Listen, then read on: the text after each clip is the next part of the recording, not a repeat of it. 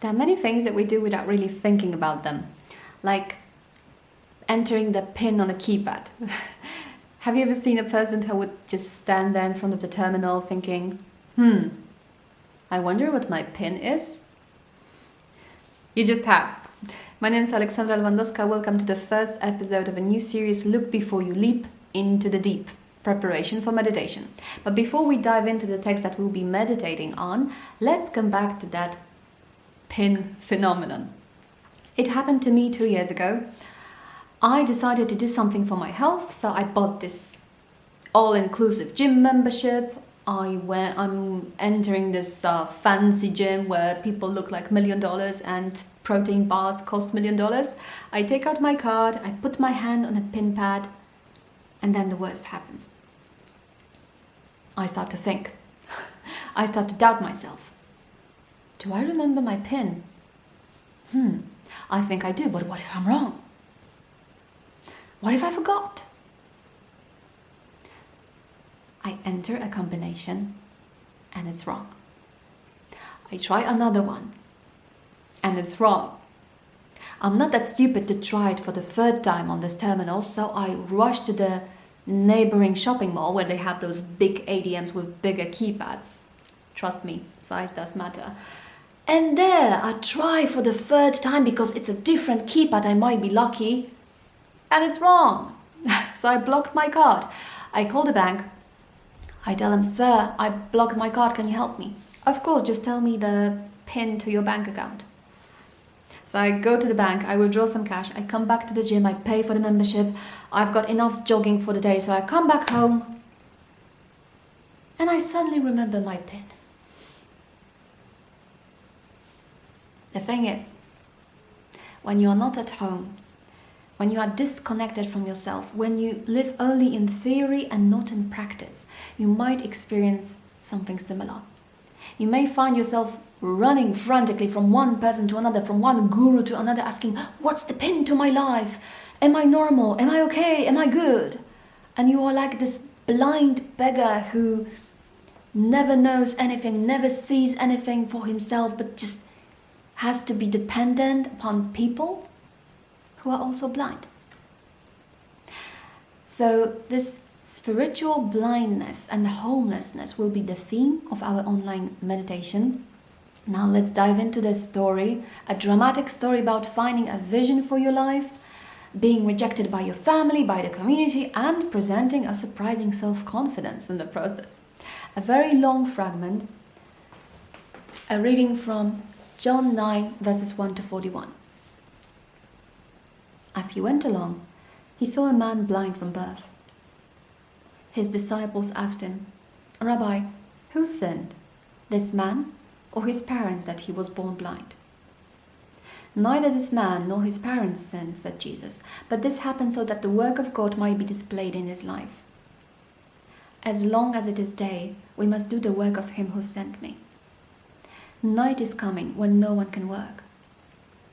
While I am in the world, I am the light of the world. Having said this, he spat on the ground, made some mud with the saliva, and put it on the man's eyes. Go, he told him, wash in the pool of Siloam. This word means sent. So the man went and washed and came home seeing. His neighbors and those who had formerly seen him begging asked, Isn't this the same man who used to sit and beg? Some claimed that he was. Others said, no, he only looks like him. But he himself insisted, I am the man. How then were your eyes opened, they demanded. He replied, the man they call Jesus made some mud and put it on my eyes. He told me to go to Siloam and wash, so I went and washed and then I could see. Where is this man, they asked him. I don't know, he said. They brought to the Pharisees the man who had been blind. Now the day on which Jesus had made the mud and opened the man's eyes was a Sabbath. Therefore the Pharisees also asked him how he had received his sight. He put mud on my eyes, the man replied, and I washed, and now I see. Some of the Pharisees said, this man is not from God. He does not keep the Sabbath. But others asked, how can a sinner do such miraculous signs? So they were divided. Finally they turned again to the blind man. What have you to say about him? "It was your eyes he opened." The man replied, "He's a prophet." The Jews still did not believe that he had been blind and had received his sight until they sent for the man's parents.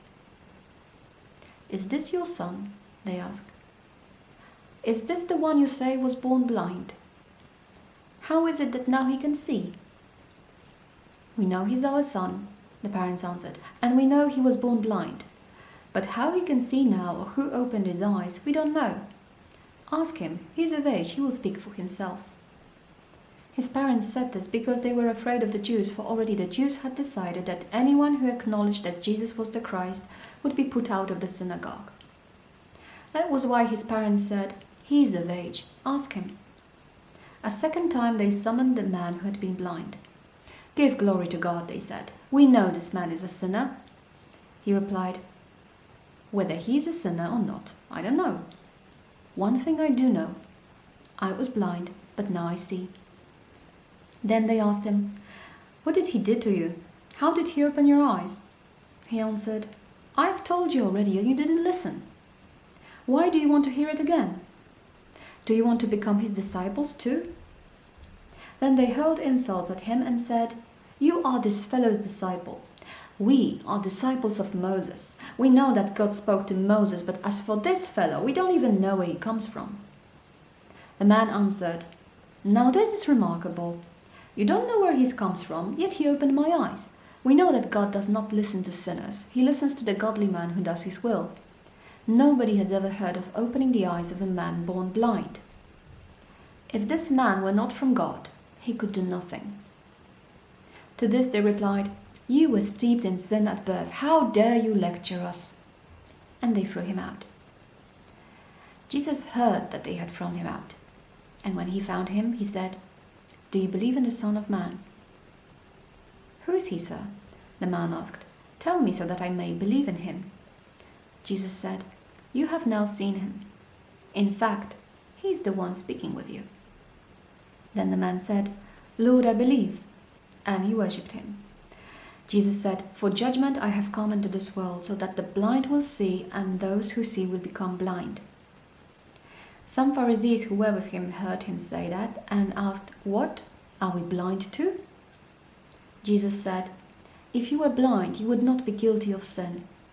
But now that you claim you can see, your guilt remains."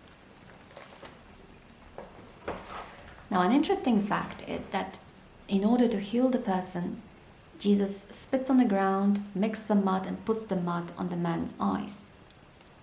He might have chosen another way to do this, but for some reason he decided to use the earth. A Latin word for the earth is humus, which is close to humilis, which means humble, grounded. If you look at the Pharisees, it's obvious that everything but grounded. They represent those arrogant, narcissistic people who are always right. They just know. They know what life should be like, and when life manifests itself in a surprisingly different way, so much worse for life. So when people reject you, you may think that there's something wrong with you. But there is also a chance that people reject you precisely because you are healthy. You no longer fit to their sick reality, so they want to get rid of you. And the sad thing is that we often treat ourselves the way those Pharisees treated the poor blind man. We get rid of parts of ourselves that we don't like, that don't fit our idea of perfection. And we become blind. When we lose touch with our home, we need to ask other people who we are, what we should do, and it's never enough, so we need to keep begging. At a first glance, it might seem that this poor blind man was humble. After all, he knew he was blind, he asked for help.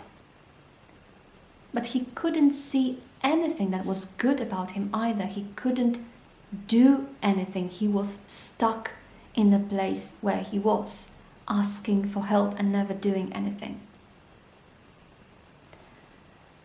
So the course of meditation that I chose for tomorrow is First, we will see what parts of our humanity we reject, what parts are we ashamed of. And then we will see where it takes us. Jesus first made some mud, put this hummus on the blind man's eyes, and then immediately that man was sent. He got a mission. So he not only regained his eyesight, he also got a vision for his life. The best antidote for self-helplessness, for asking all the time people for what you should do, the best antidote for this is service. So this vision must have been really powerful, because when the man comes back and he sees for the first time in his life, he sees for himself, he doesn't need anybody to translate reality to him, to explain reality. He is self-confident. He's not afraid of arrogant, dominant people. He's able to stand his ground, even though they throw him out of the community. So it's not about being perfect. Sometimes we are stuck in one place. We don't see anything. We are stuck and we don't do anything until we are sure that it's going to be perfect. But the thing is, people, the world is waiting for us, for our service. And it's really better to do it before we are sure, before we know it, if it's going to be good or not. People are not interested in your perfection. They're waiting for you and the gifts that you have, the gifts that are unique. I might have spent 4 hours preparing this video to make sure it's perfect. I spent only, okay, whatever. It's not about perfection. It's about being humble, so seeing yourself, seeing other people for who they are, seeing the world for what it is, and finding your vision and getting down to work. So let's work tomorrow together. I invite you all to the meditation. We'll start meditating at 10 p.m. Central European Time. That's 4 p.m. Chicago time. So see you on Sunday. All the best.